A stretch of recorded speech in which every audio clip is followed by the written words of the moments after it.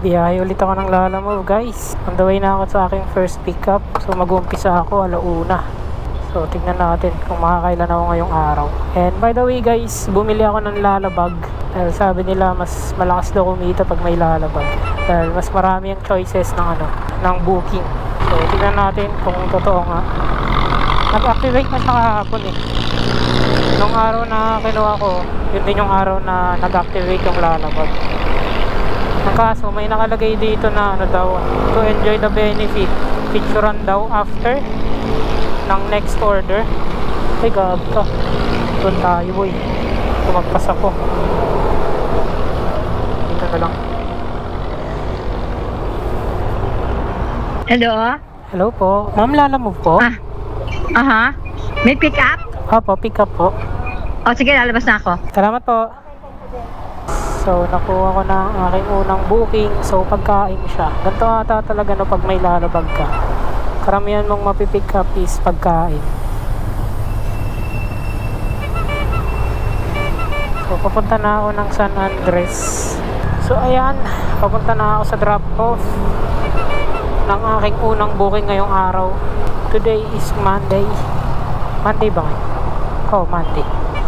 Ay, di Tuesday. So, eto na guys, since i-vlog ko kung worth it ba na bumili ng bag dito sa Lalamove. Check natin. And puro tunog ng Lalamove yung naririnig ko. So, check natin kung worth it ba na kumuha ng bag ng Lalamove. And may naano ako sa sa Blue App. Di ko alam kung totoo ba yun. Yung pinagbaban daw ni Lalamove yung account ng mga vloggers ng Lalamove riders. So hindi ko alam kung totoo yun. So napatanong din ako bakit binaban yung mga may na-violate ba silang rule?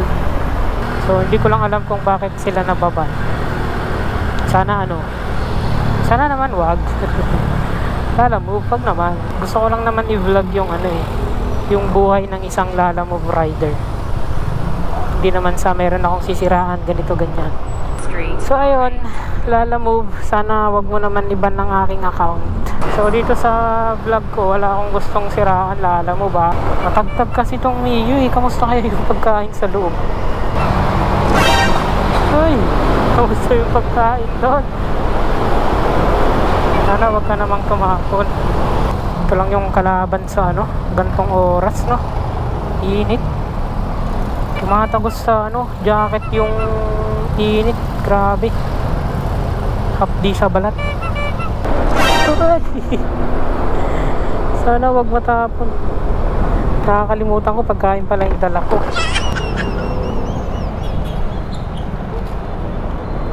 Makulimlim ang panahon. Ay shit, ikaboy. Naiwan ko yung ko, lisensya ko sa bahay. Wait na yan. Kaya pala ang gaan ng ko, pakiramdam ng katawan ko kasi wala yung belt bag ko. After na itong isang booking, diretso na ako uwi. Naiwan ko. Bad trip. Kung kailang ganado ako mamasada. Hindi pa naman ako makampante magmaneho pag kantong alam kong wala yung lisensya ko. Kabado malala talaga. Kaya pala ang gaan ng katawan ko. Kinabahan ako, kala ko checkpoint. In 200 meters, your destination will be on the left. Hello? Hello po, ma'am, Lalamove po. Lalamove? Sige, thank you. Sige po. So ayun guys, uwi muna ako guys. Wala kailangan ko kunin yung aking bag. Ay aking belt bag. Yung aking lisensya kasi. Ay, sa dami-dami kasi ng makakalimutan. Yun pa Kukuha pa sana ako ng booking kahit pabalik lang malapit sa amin. Pero wag na. Talagang hindi ako makampante kapag alam kong naiwan ko ang aking lisensya. Eto, uwi na lang muna ako ng bahay. Tapos doon na lang ulit ako mag-umpisa maghanap ng booking. Sayang talagang oras, sayang pagasolina. So ayun guys, swerte ako ngayon.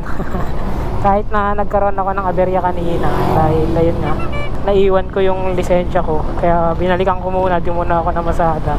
Tapos bigla pang umulan. Pero naka-double booking ako ngayon guys, papuntang Mandaluyong. So first time ko mag-double book ngayon guys. And hindi ko alam kung paano pagsamahin sa Google Maps yung ano, yung dalawang booking na yun. So bahala na kung alin yung inuna ako. Pero tinignan ko is magkalapit lang naman. So hopefully hindi ako mapagalitan kung sakaling matagal man ako. Pero ito guys, pupunta na ako ng Mandaluyong. At sinigurado ko na rin, nakasama ko na rin ang aking ano, belt bag. Dahil nandito ang aking ano, lisensya. So ito, on the way na ako ng Mandaluyong. Ito na yung second and third booking ko. Nakatsambahan ko lang kasi na pagka-pick up ko yung isa, may nakita ulit ako Mandaluyong. Nagdalawang isip pa ako kung kukunin ko or hindi. Pero nung nakita kong meron ng 2 riders join, in-swipe ko agad. Swerte ako pa nakakuha. Masama ang panahon niya. Tingnan nyo naman yung kalangitan, sobrang dilim. So ayun guys, na-drop off ko na yung unang booking. So ngayon papunta na ako sa second drop off. Madali lang din para mag-double book, no? Ano lang, mahirapan ka lang sa pag-antay ng kasabay. Baka mamaya sobrang tagal mo magalit yung customer. Pero ayun, okay naman. Maganda naman. Tapos isa pa pala, kinakabahan ako baka mamaya mapagpalit ko yung item. So yun guys, papunta na ako sa aking pang-apat na booking. Medyo sinisipag ako ngayon, kaya biyahe lang ng biyahe hanggat kaya pa ng katawan.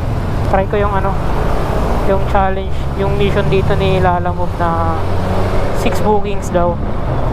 So pang-apat ko na to. Sana kayanin. Init! Ang init dito. Grabe ang init naman dito sa tunnel na to. Yo, so na-pick up ko na ulit ang aking pang-apat na booking. Malaki siya. Medyo lumagpas sa aking lalabag. Pero ox lang yan guys. Saka na tayo magkaroon ng discarding malupitan pag ano na tayo. Professional na tayo sa larangan na to. So ngayon ano, since baguhan pa lang tayo, mabait muna tayo ngayon. Ina-advise na ako ng tropa na once lumagpas daw sa lalabag, ano na daw magpa-add na daw sa customer. Pero wag muna.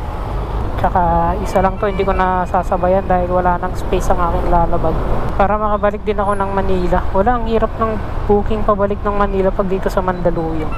Meron pero puro pooling. Tsaka hapon na rin kasi, mag-alas 5 no? 4:53 na. So tingnan natin kung makaka-6 na booking ako ngayon guys. Grabe yung traffic dito, car. Dami nang nag-sidewalk gaming oh. So ay, diretsin ko na lang to. May bantay boy. May bantay boy. Pag ganang may bantay tapos solid white lane na, huwag mo nang pilitin guys. Ilang beses na ako nakapanood na nauuli dahil nag-change lane sa solid white lane. Karamihan lang naman makikita yung ganun sa sa mga traffic lights. So may bantay kanina, diniretso ko na since okay lang din naman diretso Similar ETA naman daw ayon kay Google Maps. So diniretso ko na. Kesa malagay pa sa alanganin, kesa makiusap, magmakaawa pa tayo sa enforcer para lang pakawalan, diba? In 200 meters, keep right to continue on Nagtagan Street. Mali pa ako. Dapat pala pumasok ako doon. U-turn tuloy ako. Yan guys, on the way na ako sa aking pang-5 booking. Dito na lang ako, ikot-ikot na lang ako dito sa Manila. Kasi medyo nakakaramdam na ako ng gutom. So malapit lang to. Papalapitin ko na lang sa bahay. Pangit ng ng network provider ko, ang tagal. Parato siyang check your network connection. Ang dami kaninang booking na priority ng Manila. Hindi ko man lang makuha kasi naglo-loading lang siya pag in-open ko. Tapos ayun, nakuha na ng iba. Ito, magkagabi na rin guys. Hopefully magawa ko pa ng 6. Your destination is on the left. Hello? Hello po, Lalamove po. Apo. Sige po ma'am, matid ko na po. Salamat. Sige. So ayun guys, nag-aantay na lang ako ng isang booking. Pero parang malabo na. Lalayo na kasi ng mga booking na pumapasok So hanggang dito na lang siguro muna guys. So hanggang dito na lang guys. Wala talaga tong network provider ko, ang bagal. And so maraming salamat guys kung umabot kayo sa part ng video na to. Sana huwag niyong kalimutang mag-like at pa-subscribe na rin dito sa aking YouTube channel. So hanggang sa muli guys. Peace out.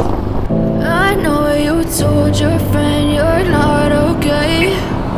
tell me what's wrong and why you never said you felt that way. Cause you're trying to stay strong and fake a smile until I look away. But I've known you too long.